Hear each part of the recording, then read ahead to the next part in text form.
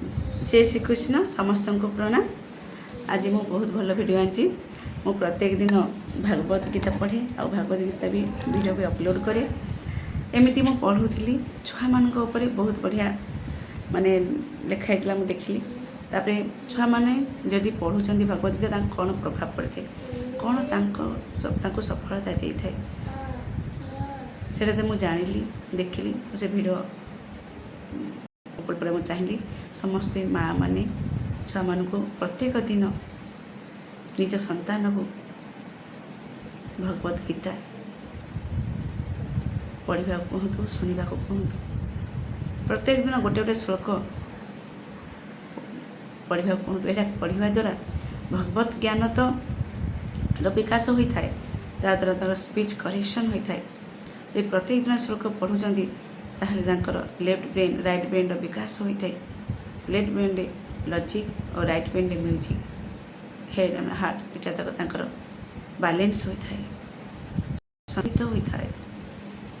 आ जदि प्रत्येक दिन जदि गोटे गोटे श्लोक पढ़ुं तार अर्थ बुझुंट ताहले मन शांत शक्तिशाली होता है।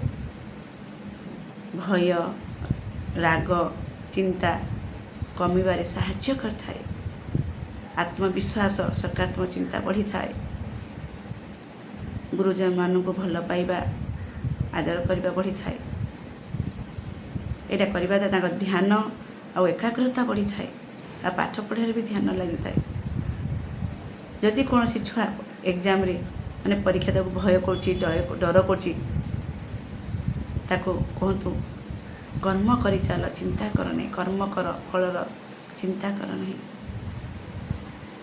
यहाँ जब से मन में भावुची ताहले तार आत्मविश्वास बढ़ी थाए।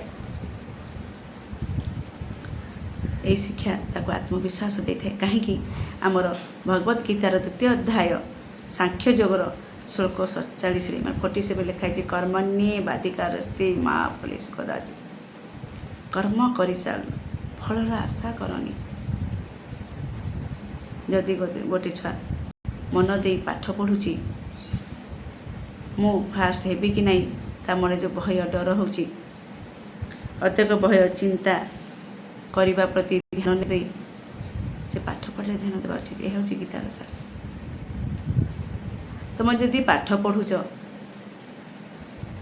निश्चित तो फल पाइब आ चिंता कर मु फास्ट हेबी कि नहीं मो क्लास रे फास्ट हेबी कि नहीं जो भय जो चिंता से भय चिंता मन में आसवा द्वारा आहरी रिजल्ट खराब होता है। से चिंता कर नहीं परिश्रम कर चल फलर आशा कर नहीं। जदि परिश्रम कर निश्चित फल पाइब। से यही श्लोक को यदि प्रतिदिन आप 5-10 मिनट पढ़ुंट तार अर्थ बुझुंट तार यार प्रभाव आपण पर बहुत पड़ी थाए और आपण आत्मविश्वास बढ़ी थाए। सकारात्मक भावना चिंताधारा बढ़ी थाए। डर भय सबू दूर होता है। आपण प्रतिदिन पढ़तु निज संतान कहतु पढ़ापी शुणापी देखिए तापर के डेभलप हो इम्प्रूव हो जानवे आ निजे भी पढ़तु आ शुणु। बहुत बहुत धन्यवाद। जय श्री कृष्ण।